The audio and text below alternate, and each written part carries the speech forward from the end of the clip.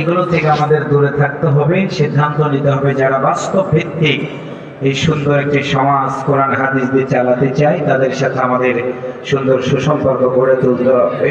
আজকের এই মাহফিল আলহাজ মাওলানা রফিকুল ইসলাম খান অনেক ব্যস্ত মানুষ। নির্বাচনের আগে তিনি এই শরাতলবাসীকে যে সময় দিয়েছেন, শরাতলবাসীকে সে বিষয়টা মাথায় রাখতে হবে। কি কথা বলেন, ঠিক না ভাইরা? শরাতলবাসীকে সে বিষয়টা মাথায় রাখতে হবে।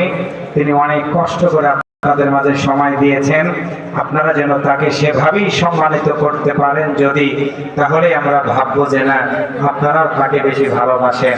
সুতরাং সকল ষড়যন্ত্রের জালটাকে নস্যাৎ করে দিয়ে আমরা তার সম্মানটাকে অটুট রাখবো। সবাই একটু বলে ইনশাআল্লাহ, আরেকটু জোরে বলে ইনশাআল্লাহ।